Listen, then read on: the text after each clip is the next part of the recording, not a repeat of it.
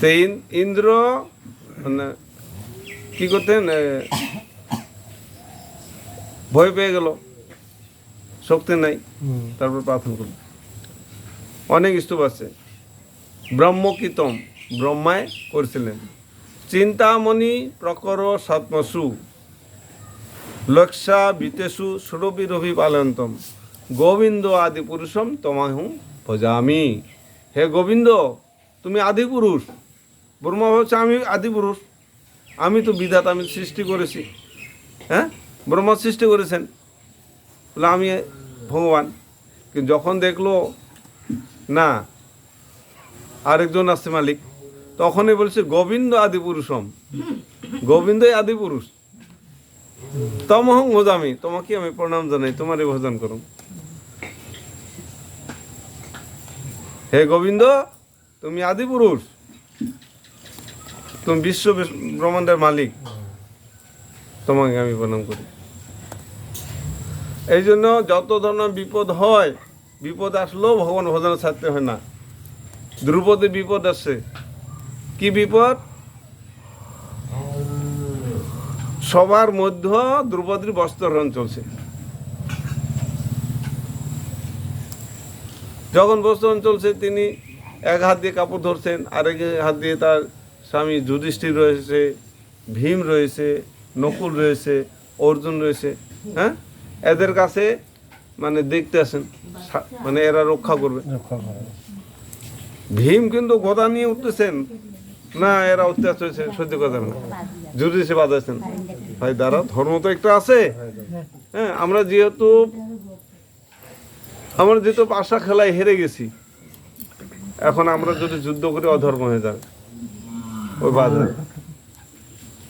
এখন গুরুদেব আসে, গুরুদেবের কাছ দিকে তাকতেছে। গুরুদেব কে? তাদের গুরুদেব কে? দ্রোণাচার্য। দ্রোণাচার্য গুরুদেব মনে হয় রক্ষা করবে না, দ্রোণাচার্য মাথা ভাবছে ওখানে দাদু রয়েছেন ভীষ্ম, তিনি তো মাঝখান দুইজন ভাঙিয়ে দিতে পারেন। ভীষ্ম তো এই বন্ধ করো, চলবে নাকি আমি থাকা পর্যন্ত, তাহলে বন্ধ হয়ে যায়। ভীষ্ম যদি বলেন আমি থাকা পর্যন্ত, তাদের চলবে না, বন্ধ করো। কিন্তু তিনিও বলতে পারেন। কেন?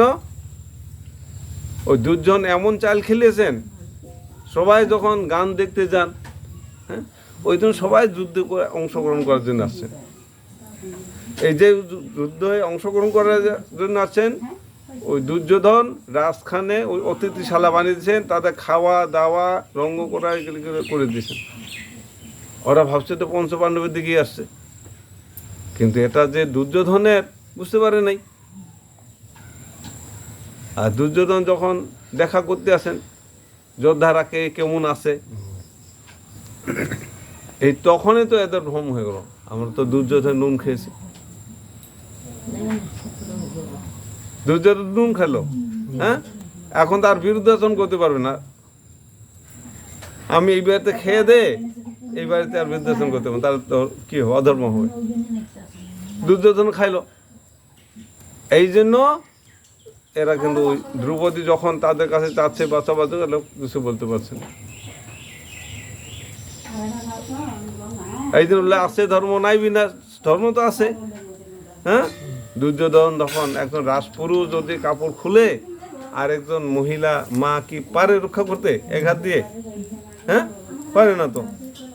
তো বহু চেষ্টা করে যখন পারলো না, আমার পঞ্চস্বামী রক্ষা করলো না, আমার পিতামহ রক্ষা করলো না, আমার দ্রোণাচার্য গুরু করলো না, মামা কৃপাচার্য রক্ষা করলো না, তাহলে আর রক্ষা করতে নাই। হ্যাঁ, তা আমি তো পারবো না আমার নিজেকে রক্ষা করতে, এক হাত দিয়ে কাপড় ধরে কি লাভ? হ্যাঁ, ও দুই হাত তুললেন তখন। যেমন পুলিশ যখন যাচ্ছে, যেতে যেতে যদি মাঝখানে যদি বন্দুকধারী ডাকাতকে পান বা উগ্রপন্থী পান, এক হাতে যদি বন্দুক থাকে আরেক হাতে যদি হাত তুলে হবে না, বন্দুক সহ দুই হাত তুলতে হবে, তবে সারেন্ডার করবে।